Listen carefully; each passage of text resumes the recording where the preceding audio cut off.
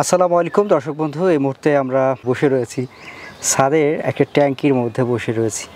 আর আপনারা জানেন যে বর্তমানে যে বৈশ্বিক উষ্ণতা বেড়ে গেছে, সেই জায়গাতে ছাদে এরকমের পানির ট্যাঙ্কি থাকবে এবং সেখানে মাছ চাষ হোক বা অন্য কোনো চাষ হোক যেটা পানিতে চাষ করা যায় এরকমের, সেটা এখন হচ্ছে দিন দিন অকল্পনীয় বা অসম্ভবের জায়গাতে গিয়ে দাঁড়াচ্ছে।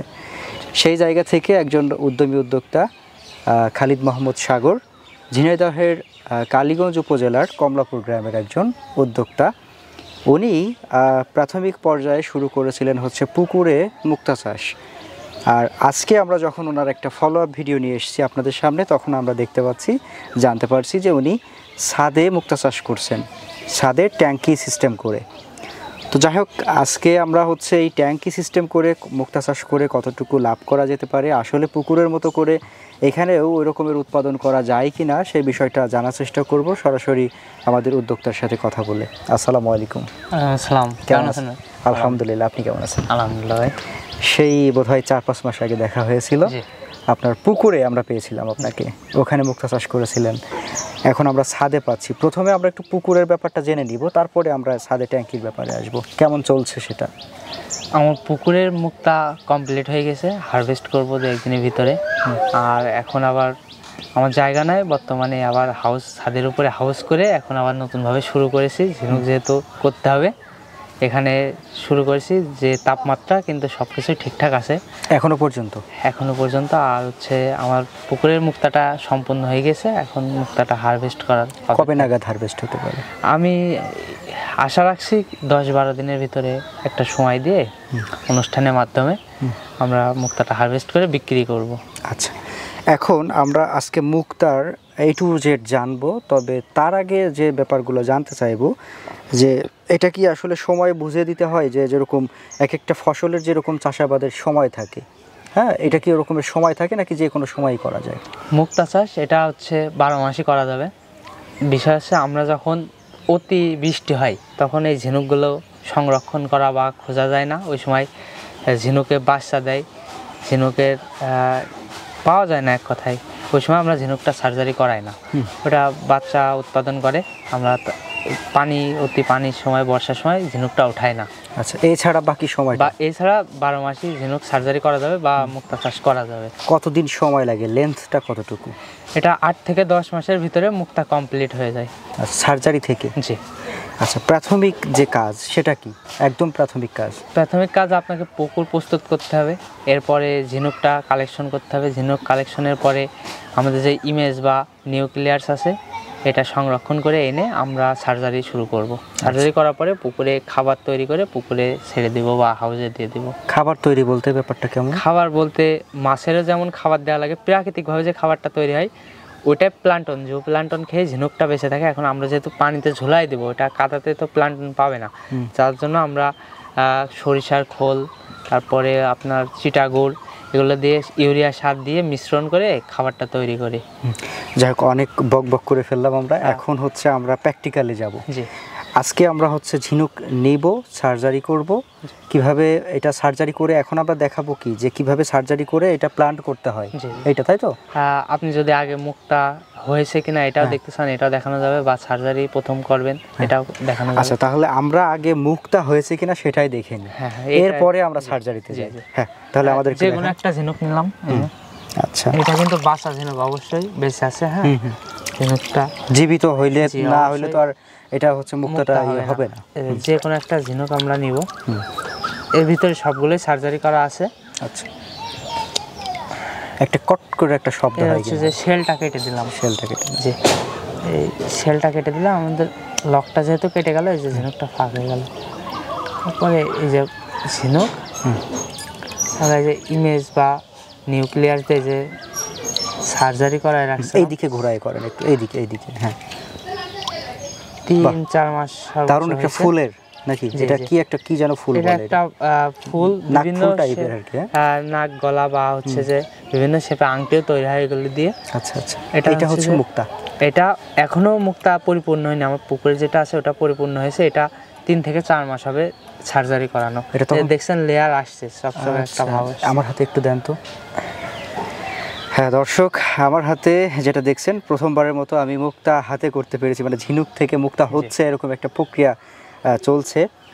তো এই যে মুক্তার যে লেয়ারটা মানে যেটা দেওয়া হয়েছে এটা কেবল পড়ছে, এরকম একটা কেবল আসছে এবং এটা আমরা একটা ফুলের শেপ পাচ্ছি এখানে। আর আপনার এখানে মূলত কয় ধরনের শেপ আছে এরকম বলা যায় কিনা? আমার এখানে 15 ধরনের শেপ আছে, 15-16 ধরনের আছে। এখন আমি যেগুলি দিচ্ছি এই শেপগুলি যে এখানে দেখতে পাচ্ছেন এগুলো আংটি, লকেট, দুলে, বিভিন্ন গোল শেপ, পাথর শেপ। এটা আমরা যদি 8 থেকে 10 মাসের ভিতরে হারভেস্ট করতে ব্যর্থতা করি তাহলে আমাদের মুক্তাটা নষ্ট হয়ে যাবে, যার জন্য আমরা গোল শেপগুলো দিচ্ছি। এটা 1 বছর থাকলেও মুক্তাটা লেয়ার আসছে, এটা ভালো থাকছে, এই কারণে আমরা এখন গোল শেপগুলোই ব্যবহার করছি। আপনার এই ট্যাঙ্কি সম্পর্কে আমাদের একটু এখন ধারণা দিন। আমাদের হচ্ছে যে ট্যাঙ্কি হাউসটা করা 1.5 ফিট উচ্চতা দিয়ে আপনি যে কোনো মাপে করতে পারবেন, যে কোনো। জি, আর যদি আপনার ট্যাঙ্কটা ছোট হয় তাহলে একটু উচ্চতাটা বাড়াইতে হবে। আপনার এখন কত স্কয়ার ফিট হতে পারে এরকম ধারণা আছে? 10 feet by 10 feet. 10 feet by 10 জি, ফিট। ওই খাবারের তৈরির একটা শেড আছে পাশেই। আমি মাঝে মাঝে খাবার তৈরি করি, অথবা আপনারা যে কেউ যদি খাবার তৈরি করতে চান তাহলে হচ্ছে ড্রাম বা কন্টেনারে খাবারটা তৈরি করতে পারবেন। আচ্ছা, আমরা যদি এইটা সম্পর্কে দর্শকদের একটু ধারণা দেওয়ার চেষ্টা করি, আমরা হচ্ছে 1.5 ফিট উচ্চতা পাচ্ছি গভীরতা ট্যাঙ্কি। আচ্ছা, এটার হচ্ছে 10 ফিট বাই 10 ফিট, 10 ফিট স্কোয়ারে। জি, এর ভিতরে খাবারের শেড আছে। হ্যাঁ, আর হচ্ছে এই অংশটুকু আমরা যদি এই অংশটুকু 7 ফিট বাই 7 ফিট হবে। 7 ফিট বাই 7 ফিট হতে পারে। আচ্ছা, এতে করে ধারণ ক্ষমতা কতটুকু আপনার হচ্ছে ঝিনুকের? ঝিনুক কত আপাতত মারা যাচ্ছে না, আমি এটা প্রাথমিকভাবে দিছি, পুকুরে আছে আমার 3000 মতো। আর হচ্ছে এখানে আনুমানিক 400-450 ধরা যায়, এখনো দেওয়া যাবে, আমি পাতলা পাতলা করে দিয়ে রাখছি। আর 7 ফিট স্কোয়ারে আপনি কি মনে করেন কতটুকু দেওয়া যেতে পারে? আমরা কত পিস? পুকুরে আগে দিতাম শতাংশে 100 করে, এখন সেই সিস্টেমটা পাল্টাইছি, এখন দিচ্ছি ক্যারেটে। ওই যে পাশে ক্যারেট আছে, ক্যারেটে অনেকগুলি দেওয়া যাচ্ছে। 7 ফিটে আমরা মিনিমাম 1000-1500 দিতে পারবো। 1-1500 দিতে পারবো আমরা ক্যারেট সিস্টেমটা দিলে। আর যদি আমি সিটাই দিই তাহলে আমি এখানে 800-900 এভাবে দিতে পারবো। এই যে প্রচুর তাপমাত্রা, এতে করে আপনার এখানে কোনো ক্ষতি হচ্ছে কি? তাপের জন্য পট দিয়েছি, আর হচ্ছে পানি প্রতিদিন পানি দিই, ঠান্ডা পানি দিই, সাথে খাবারটা তৈরি হয়, মোটামুটি ঠিকঠাক আছে নাকি? এখন যারা শহরে থাকেন তাদের তো পুকুর নাই, তাদের জন্য এই ট্যাঙ্ক সিস্টেমটা কিন্তু দারুণ একটা সিস্টেম। ট্যাঙ্ক সিস্টেম অথবা প্লাস্টিকের কন্টেনার বা ট্যাঙ্ক, ওটাতেও করা যাবে। হ্যাঁ, তো তারা কিন্তু আসলে বর্তমান তাপমাত্রা নিয়ে একটু উদ্বিগ্ন থাকতে পারে যে আসলে এই তাপে হবে কিনা, গরম পানিতে মারা যাবে কিনা। ওটা পরিচর্যা করলে হবে। ঝিনুকটা যেহেতু একটা প্রাণী, মরবে, এটা স্বাভাবিক, কিন্তু আমাদের একটু পরিচর্যা করলে এটা হবে।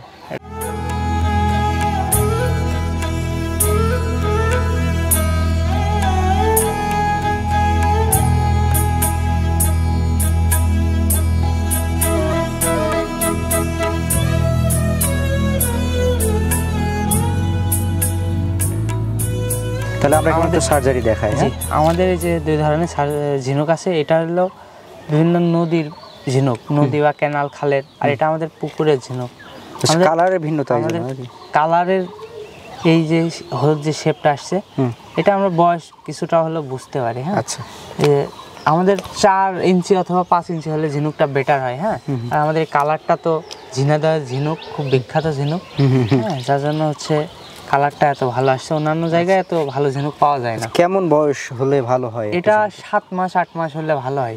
তো একটা ঝিনুকের যে বয়স 7 মাস হয়েছে, জি, এটা কিভাবে বুঝবেন? এটা যে আপনার সাইজে আসে কিছুটা, আবার এর যে স্পট পড়ে যায় বেশি, ওটা হলো প্রাপ্তবয়স্ক হয়ে যায় বেশি। হ্যাঁ, এগুলি মোটামুটি এগুলি বয়স আছে। হ্যাঁ, সাইজে ছোট কিন্তু বয়স আছে। ও আচ্ছা আচ্ছা, এই হচ্ছে বিষয়। যাই হোক, আমরা সার্জারি শুরু করি। যে সার্জারি করাতে গেলে আমাদের আগে ইমেজ লাগবে। হ্যাঁ, ইমেজ অথবা নিউক্লিয়ার যাই বলেন, ডাইস, এগুলো আগে পানিতে ভিজায় রাখতে হবে। আচ্ছা, ভিজায় রেখে আমরা সার্জারিতে আসবো, আধা ঘন্টা আগে ভিজায় রাখতে হবে এটা। পরে এই যে আমাদের যন্ত্রপাতি লাগবে। আচ্ছা, কি কি লাগবে একটু দেখাই দেন। একটা স্প্যাচুলা, একটা লক প্লাসে কাজ করানো আছে, একটা যে কোনো পরিমাপ করা কলম। আমার কলমটা হচ্ছে যে সহজ হয়েছে, এই জন্য লোহার যন্ত্র ব্যবহার করলে আমরা করতে পারবো। আচ্ছা আচ্ছা, এই যে সার্জারিটা হচ্ছে একদম ইজি। আমরা যে শেলটা আছে নিচে একটা, এটার নিচে স্প্যাচুলাটা দিয়ে হালকা একটু উঁচু করবো, আছে পর্দাটা ফাঁক করে আমরা এই যে ইমেজটা দিব। আসলে টেবিল হলে ভালো হয়। হ্যাঁ, সুবিধা হয় টেবিল হলে, পিছনের পাশে। হ্যাঁ, নিচের পাশে এই যে পর্দাটা ফাঁক করলাম, এটা কিন্তু ছিঁড়বে না, এটা পর্দাটা উঁচু করতে হবে, করে আমরা আবার এই যে দিয়ে হালকা একটু চাপ দিলাম, ওটা নিচে চলে গেল, ইমেজটা নিচে চলে গেল পর্দা, যে হাওয়াটা বের করে দিলাম, এটা সার্জারি হয়ে গেল ঝিনুক। আচ্ছা, এতে করে এই ঝিনুকের কোনো ক্ষতি হবে কিনা? না, ঝিনুক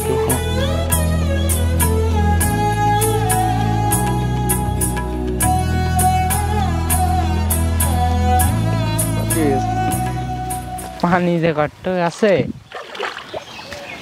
আচ্ছা, এইটা হচ্ছে আপনার পুকুর তো, তাই না? এটা পুকুর ভাই। হ্যাঁ, তো এখন আপনার এই পুকুরের কি অবস্থা একটু পড়ে আমাদেরকে গেলাম বলেন। যে। আচ্ছা আচ্ছা, গভীর তো পানি। হ্যাঁ, পুকুরের কি অবস্থা এখন একটু আমাদেরকে বলেন তো। পুকুরে মুক্তা রেডি হয়ে গেছে এখন।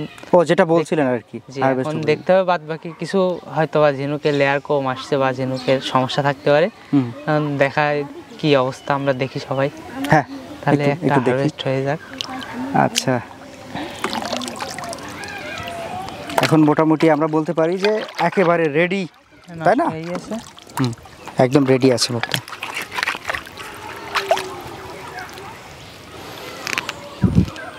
দর্শক, আমরা এখন দেখব হচ্ছে পুকুরে মুক্তা চাষ করে সফল হয়েছেন যে খালিদ মোহাম্মদ সাগর, ওনার মুক্তা হারভেস্ট উপযোগী হয়ে গেছে। আমরা দেখব যে এখন কি কন্ডিশনে আছে, তাই না? হ্যাঁ, একটু উঠে আসেন, হ্যাঁ, যেহেতু আমাদের আসলে দূর থেকে শ্যুট করতে হচ্ছে।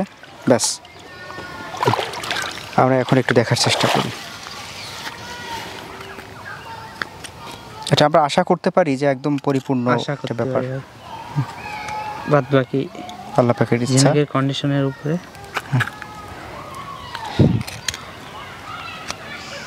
ব্যাস, সেল কাটা হয়ে গেল, এই যে মুক্তা রেডি। তার কালার আসছে ভাই, দারুণ কালার না? খুব সুন্দর হয়েছে এখন, মাশাআল্লাহ ভাই। আরে মুক্তা রেডি ভাই, মাশাআল্লাহ একদম। আমরা এটা এখন এই যে এক জোড়া, তাই না? জি, এক জোড়ায় যে একটু স্পট দেখছেন, এটা আমরা একটু পালিশ করে দিলেই মিশে যাবে। এই যে একটু এটা সামান্য থাকতে পারে, লেয়ার কম ঢুকছে বা, কিন্তু আমাদের মুক্তা একদম এই গ্রেডের মুক্তা হয়েছে। এই গ্রেডের। এখন এইটার বাজার মূল্য কেমন? এটা আমরা এখন পালিশ করে রেডি করে বিক্রি করতে পারবো 2টা 300 টাকা। 2টা 300 টাকা। আপনার এই ধরেন 33% 1 বিঘার যদি একটা পুকুর হয়, জি, সেই পুকুরে আমাদের কতগুলা মুক্তা আমরা তুলতে পারবো? আগে আমরা হচ্ছে আমাদের এখানে তো 46 শতকে 1 বিঘা, এখন হচ্ছে যে আগে শতকে 100 টাকা করে দিতাম, এখন আমরা শতকে হিউজ পরিমাণ দিতে পারছি, কারণ আমরা যে বিভিন্ন ফলের ক্যারেটগুলি আছে, ওখানে একটা ক্যারেটে আমরা মিনিমাম 60টা 65টা 70 টাকা দিতে পারছি। 70 টাকা যখন দিচ্ছি, আমরা 100 থেকে 1000 দিয়ে দিতে পারছি। মানে আমাদের একটু কী করতে হবে, খাবারটা পরিচর্যাটা একটু বেশি করতে হবে, খাবারটা দিলে আমাদের ভালো হবে। তাহলে সেই হিসাবে আমরা এই একটা পুকুর 46% একটা পুকুর থেকে কত টাকা আয় করতে পারতেছি? আমরা যদি এখন, আমি তো সর্বপ্রথম চাষ করছি, একবার বিক্রি করছি অবশ্য, আবার দ্বিতীয়বার করছি। আমি এখনও হিউজ পরিমাণ সাহস পাইনি। এখন বর্তমানে আমার হাউস দিয়ে পুকুর দিয়ে 3500, একটু বেশি থাকতে পারে, 3500 3700 থাকতে পারে। এখন আমরা যদি একটা মুক্তা 150 টাকা করে বিক্রি করতে পারি, তাও আমাদের হিউজ পরিমাণ অ্যামাউন্ট আসছে। একটা আনুমানিক অ্যামাউন্ট বলেন তো কেমন? একটা ঝিনুকে যদি আমরা হচ্ছে যে 1000 ঝিনুকে 800 মুক্তা রেডি আসবে, নষ্ট বা ঝিনুক মরে 800 ঝিনুক আসবে, 800 থেকে 1600 মুক্তা হবে। 1600 মুক্তা হলে, আচ্ছা, আমরা একটু ক্যালকুলেট করি। হ্যাঁ, হ্যাঁ জি, মিনিমাম আমরা হচ্ছে যে আমরা 46% যদি একদম পারফেক্ট একটা ইয়া করতে চাই হিসাব, 46% আপনি বিঘা বলছেন, আমি 46% বাদ দিলাম, 33% শতাংশে আপনি কত পিস দিতে বলছেন এখন? আমরা এখন শতাংশে দিতে পারবো 700। 700, আচ্ছা 800 দিতে পারবো। 700 গুণন 33, আচ্ছা 700 ধরলাম, 700 গুণন 33, অর্থাৎ আমাদের মুক্তার আসবে হচ্ছে 23100 পিস। এই 23100 পিসের মধ্যে আমরা একদম বাদটা দিয়ে কতগুলো পাবো? আমরা ওখান থেকে 20% লেস করব। আচ্ছা, আমরা 23000 থেকে কি 20000 ধরতে পারি কিনা? 20000 ধরা যায়, নাকি আরো কম বলি? আমরা একদম অ্যাকচুয়ালটা বলি, আমরা 18000 ধরি।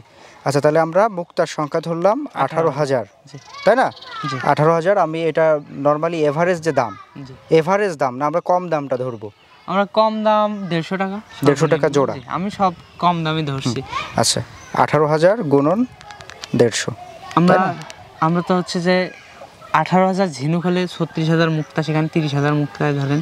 আচ্ছা আচ্ছা। আর মুক্তা 30,000 ধরে ও আচ্ছা আচ্ছা, 18,000 আমরা ঝিনুক ঝিনুক ধরছি। হলে 36,000 36,000 মুক্তা হবে। এখন আমরা সে জায়গায় বাদ দিতে 30,000 30,000। আচ্ছা 30,000।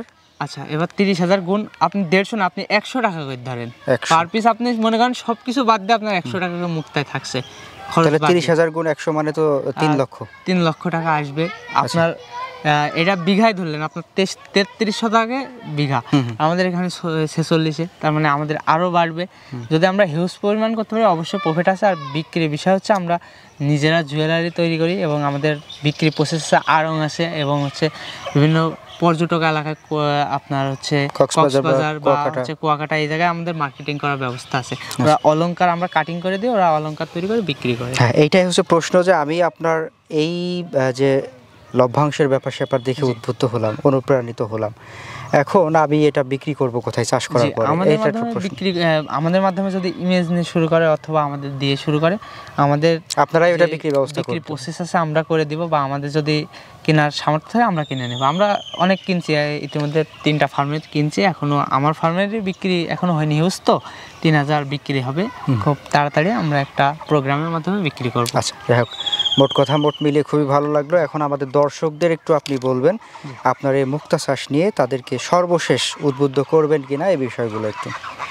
যদি আপনারা বেকার থাকেন বা হচ্ছে আপনাদের দিয়ে কোনো কিছুই হচ্ছে না, আপনাদের একটা অকৃতকার্য পুকুর, একটু পানিটা শোধন করে মুক্তা চাষ শুরু করতে পারেন, আপনি প্রফিট পাবেন শিওর। আবার আপনি হচ্ছে হাউস বা ড্রাম, আপনার পুকুর নাই, সাথে হাউস বা ড্রামে আপনি শুরু করতে পারেন। সাথে মাছ চাষও করতে পারছি, সাথে আমরা মাছ দেখতে পাচ্ছি যে মাছের পোনা কিন্তু আপনি নিজেও ছাড়তেছেন। জি জি, মাছ আজকে কি কি মাছ অবশ্যই। ছাড়ছেন? আজকে সাদা মাছ, এটা হচ্ছে সিলভার কাপ, যেটা হচ্ছে যে হাইব্রিকেট আর চায়না আছে, এটা সিলভার কাপ ছাড়ছে। এখানে রাক্ষসী কোনো মাছ দেওয়া যাবে না। আচ্ছা আচ্ছা, সেটা ঝিনুকের ক্ষতি করে, এই ধরনের কোনো মাছ দেওয়া যাবে না। হ্যাঁ, যাই হোক দর্শক, তাহলে মোটামুটি আজকে আমাদের ডকুমেন্টারির যে প্রতিপাদ্য সেটা হচ্ছে বেকার অবস্থায় থেকে যদি আপনার একটা পুকুর থাকে কিংবা ছাদের ট্যাঙ্কি করার সামর্থ্য আপনার এতটুকু থেকে থাকে, তাহলে কিন্তু সেখানে সাদা মাছ প্লাস হচ্ছে মুক্তা, একই সাথে ঝিনুকের মাধ্যমে মুক্তা আপনি চাষ করতে পারেন এবং সেখানে একটা মোটামুটি কম খরচে ভালো একটা অ্যামাউন্ট লাভ্যাংশ নিয়ে আসার একটা সুযোগ রয়েছে।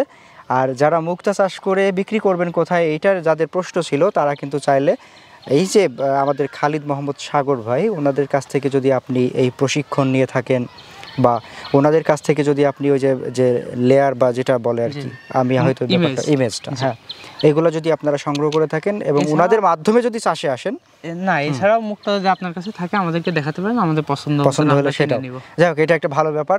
অনেকে বলেন যে আমাদের থেকে করলেই আমরা নিব, কিন্তু ওনাদের ব্যাপারটা অন্যরকম, যে না আসলে যদি ভালো থাকে তাহলে তারা নিতে পারে। আমাদের প্রয়োজন আছে, আমরা মার্কেটিং করি।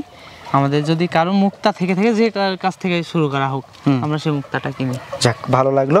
দর্শক, আমাদের এই খালিদ মোহাম্মদ সাগর ভাইয়ের জন্য দোয়া করবেন, আমাদের সাথে থাকবেন। পরবর্তীতে একটি চমক কিন্তু উনি রেখেছেন পরবর্তী কোনো একটা পর্বে। যদি আমাদের কখনো সুযোগ হয় আবারও এই কমলাপুর গ্রামে আসার, তাহলে সেই চমকটা দেখতে পারবেন। সে পর্যন্ত আমাদের সাথে থাকবেন, ভালো থাকবেন। আসসালামু আলাইকুম।